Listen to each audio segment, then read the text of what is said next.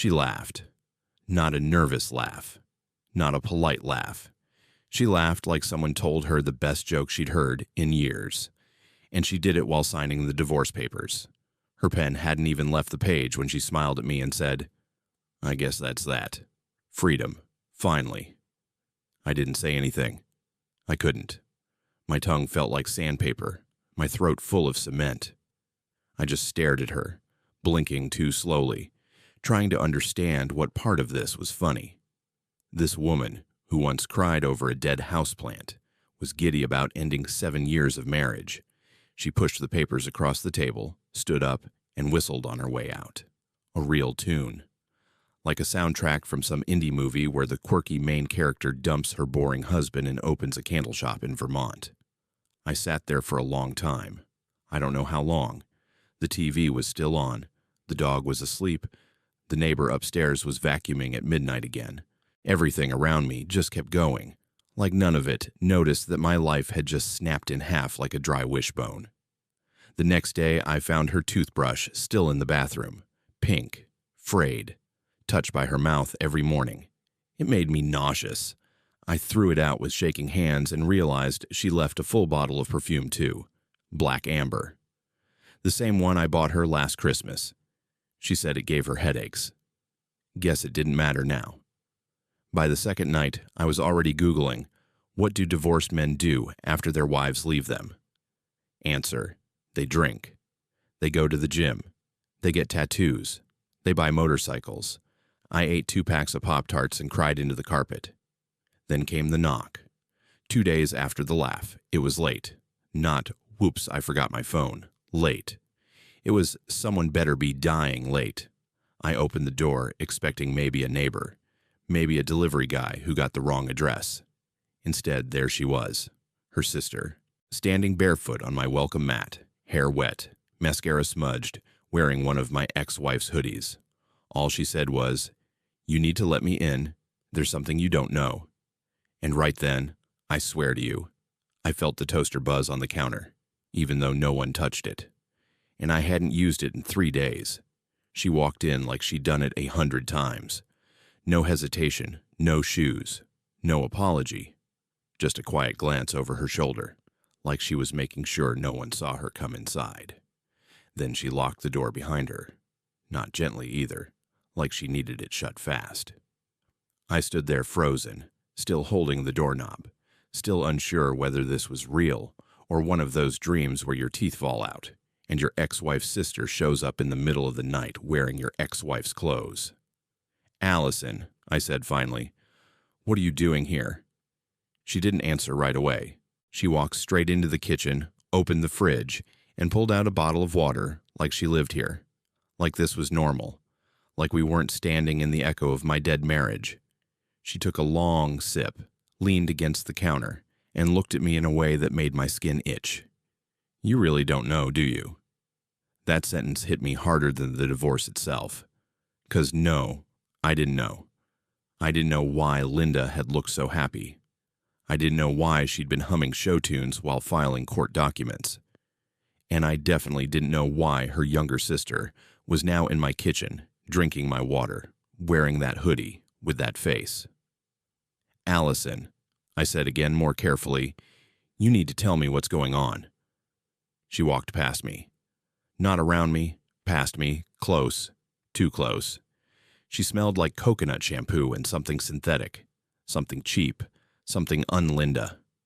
She stopped near the couch, looked around and said, she didn't leave because of the fighting. It wasn't that, and it wasn't about finding herself either. I felt something stir in my chest. Hope, dread, whatever it was, it made me sit down before my knees gave out. "She left because she thought you knew," she said. I blinked. Knew what? Now she hesitated. First time since she arrived.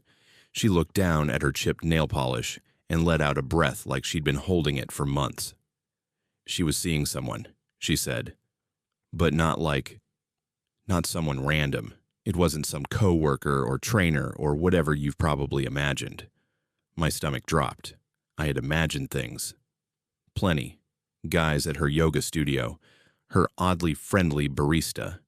Even the UPS guy who always smiled too much. She was seeing someone she thought you knew about. Someone you should have noticed. I swallowed hard. You're saying I did know him? Allison's eyes locked onto mine then. Cold. Intentional. No, Eugene, she said, her voice barely above a whisper. I'm saying, you live with him. The silence that followed could have cracked glass. My mind raced. It couldn't be the dog. Max was dumb, but loyal. It wasn't like I had roommates. I lived alone since she left. Unless. Then I remembered something. The strange phone calls that would hang up when I answered. The charger she left plugged in behind the couch. The toothbrush I thought she forgot. But it wasn't hers. The cologne I found under the sink last week. There had been someone else here. Recently. And that's when I realized Allison wasn't here to confess her secrets. She was here to tell me Linda's lover never left. I didn't speak for what felt like a full minute. My brain just stopped working. It was like all the wires had been yanked out at once. I stared at Allison, but I wasn't seeing her. I was seeing the couch, the bed, the hallway closet. Every shadow in this apartment that I had ignored for weeks. There's no one else living here, I finally said. I'd know. Allison tilted her head slightly. Would you, though? That question broke something in me. I stood up too fast and knocked over the water bottle she left on the table. Max barked once from the other room, then went quiet. I started pacing, looking behind doors, opening drawers. I don't know what I expected to find. A note, a sock, a man crouched behind the shower curtain. But there was nothing, until Allison walked over to the hallway and pointed at the attic hatch above the linen closet. Check there. I looked up. That thing hadn't been opened in years. I didn't even know if the ladder still worked. The string was still hanging there like a dead vine, untouched, unbothered. I'm not crazy, she said. She told me. They used it. She met him here when you were working late. He'd come in through the back balcony. And when you came home early that one time last month, I froze. Yeah, there was a time I came home early. I remembered hearing something fall in the kitchen. She said it was a pan. She looked flustered, but I didn't press her.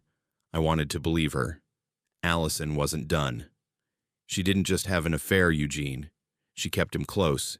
He stayed here when you were out of town. He knew your schedule. She gave it to him. I stared at the attic. Then I grabbed a chair, stepped up, and reached for the string. But before I could pull it, Allison said something that made my spine ice over. She told me not to come here. She said he might still be up there. The attic ladder came down with a groan, old wood scraping against drywall, like it hadn't moved in years. Dust drifted down in lazy spirals, catching the light from the hallway like falling ash. I stared up into the square hole for a long time, expecting to see eyes staring back. But there was only darkness, heavy and still. Allison didn't follow. She stood near the end of the hallway, arms crossed tightly, chewing her thumbnail like she wasn't sure she should have said anything at all. I climbed the ladder slowly. Every step creaked just loud enough to make me hesitate, but I kept going. Halfway up, I realized I was holding my breath. When I pulled myself into the attic, the air hit me immediately. Thick, sour, like old sweat and insulation. My phone flashlight cut through the dark, revealing piles of boxes, old coats, a broken lamp I thought I threw out years ago. And then I saw it. In the far corner, past the stack of Christmas decorations and a warped mirror, was a folded blanket. Next to it, a half-empty bottle of water, an open granola bar, a paperback book with its spine cracked wide. Someone had been up here, recently. I crouched near the blanket, scanning the floor.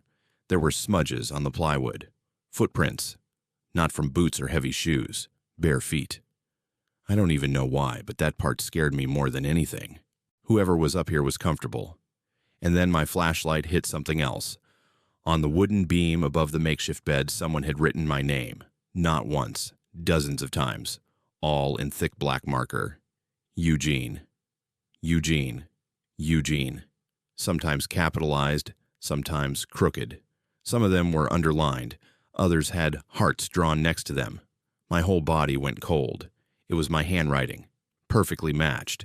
The same uneven loops in the G's, the same wide E's. The way I always press too hard with the marker so the edges blur.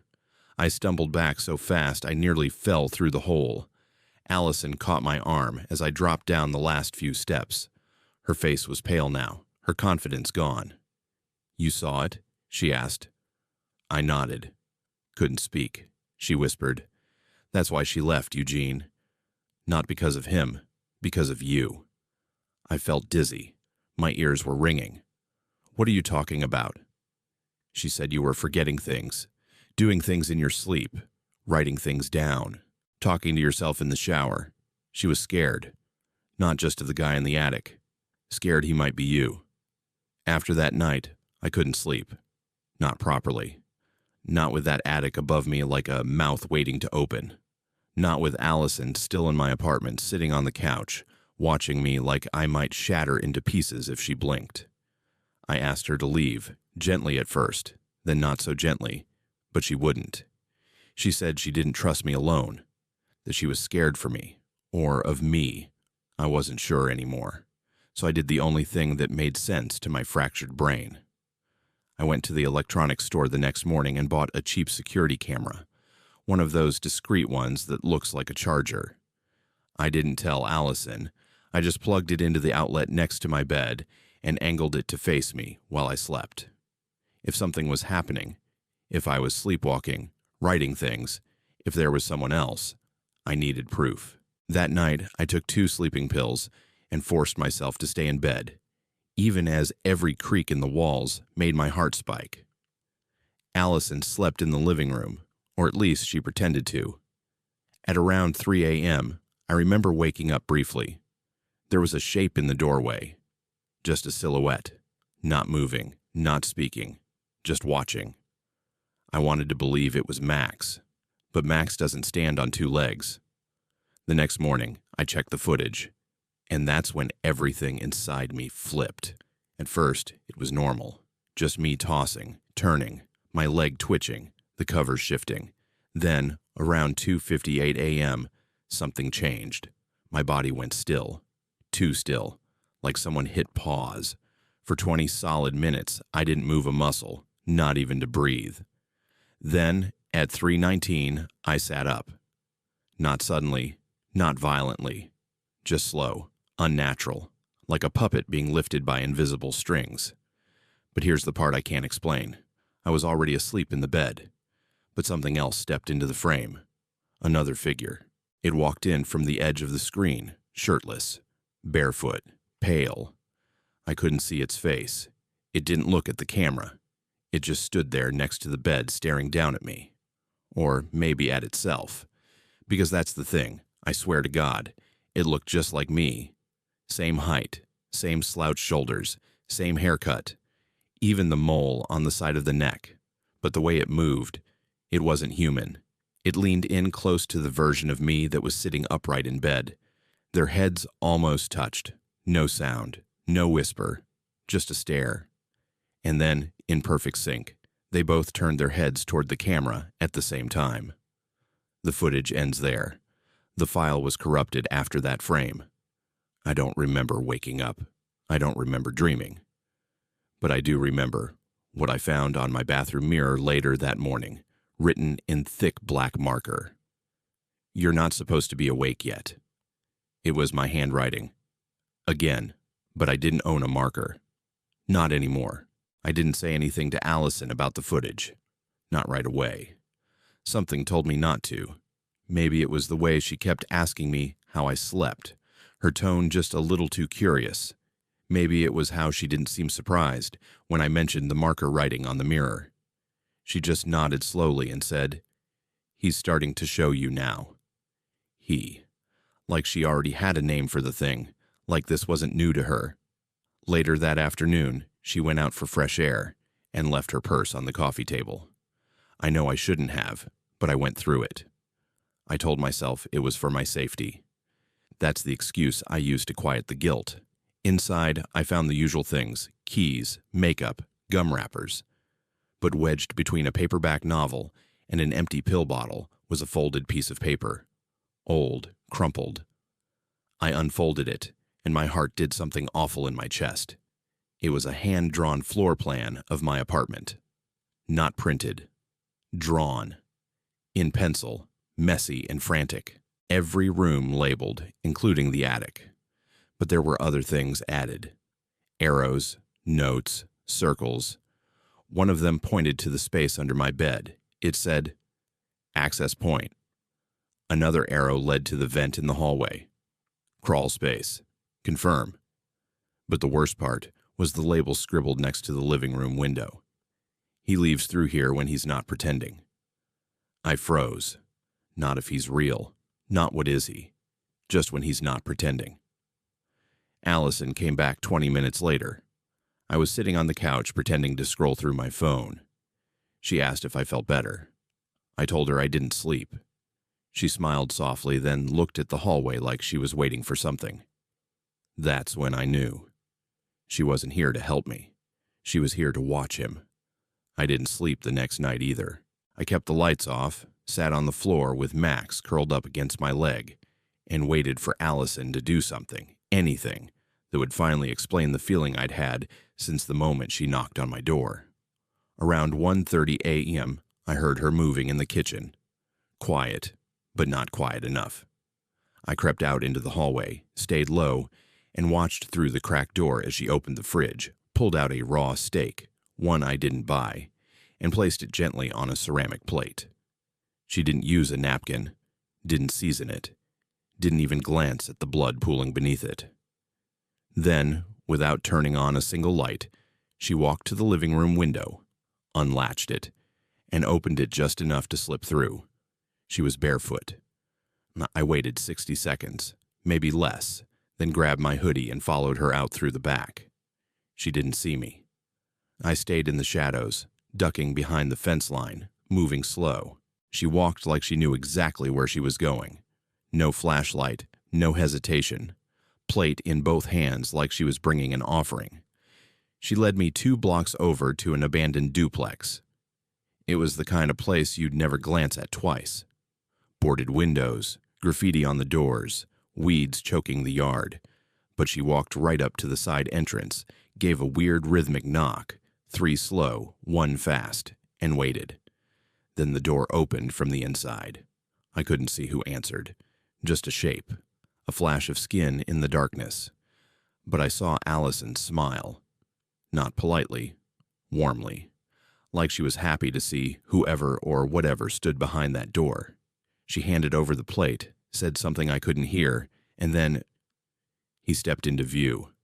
And I swear to God, it was me, down to the sweatpants, the scar on my wrist from that dumb college accident. Even the way he tilted his head like he had a crick in his neck, just like I do. But his skin was pale, almost gray. His eyes were too wide, and he blinked too slowly, like it was something he had to remember to do. He looked at Allison the way I used to look at Linda, like she was his. She leaned in, touched his arm, then whispered something into his ear. And the worst part? He laughed. Not my laugh, not even close. It was too sharp, like someone trying to mimic a sound they'd never really heard. Then he turned toward the street and sniffed the air, like he smelled me. I ducked before he could see me, heart pounding so loud I was sure it would give me away. When I got home, the attic hatch was open again. Not all the way, just enough. Enough to let me know he'd been back. I closed it, locked it. Then I looked at my reflection in the dark TV screen for a split second. I couldn't tell if it was me. I didn't wait another night. When Allison came back through the window around 3 a.m., barefoot and quiet, I was already sitting at the kitchen table. I didn't speak at first. I just looked at her. Really looked at her. And for the first time since this all started, she didn't avoid my eyes. She didn't lie. She sat across from me, hands folded like a child in trouble, and said, "I never meant to hurt you, Eugene. I was just trying to keep it contained. I didn't yell. I didn't accuse. I just asked calmly, What is it? Her voice cracked when she answered. Not what. Who? She told me everything. It started years ago, before Linda, before the marriage, before the apartment. I had episodes, blackouts, memory gaps, behavior that shifted just enough for people to notice, but not enough for them to say anything. Linda thought it was trauma, something buried, something treatable. But Allison, after seeing the patterns, the writing, the missing time, she believed it was deeper. A fractured mind trying to protect itself by creating someone else, another version of me, a shadow stitched from suppressed grief, anger, loneliness. And when Linda left, that other version, he came forward. He wore my skin. He copied my habits. But he wasn't me. She said she tried to manage it quietly. She didn't want me institutionalized. She didn't want anyone else hurt. And somewhere in that twisted effort, she got too close to the part of me that wasn't real. I asked why she didn't just tell me sooner. She said something I'll never forget. Because you're worth saving, Eugene. The real you. It broke me, and somehow healed me at the same time. The next week, I checked myself into an intensive psychological care facility. Voluntarily. I stayed for 6 months. I did the work. I faced every repressed corner of my mind. I journaled. I screamed. I forgave myself. Eventually, the other version faded. I haven't seen him since. It's been a year now. I live in a smaller place. Max's bed is right next to mine. I teach music lessons at a community center. I go on long walks. I make eye contact with people. I write poetry in a notebook, and I smile. A real smile, not the stitched-together kind. Last week, I got a letter from Allison. She moved out of state, started over, found peace too. She said she's proud of me. And Linda, she called last month. Not to apologize, just to talk. We laughed a little. It was good. Not everything gets fixed. Not everything gets explained. But I'm okay. Because for the first time in my life, I'm not afraid of myself anymore. And that's enough.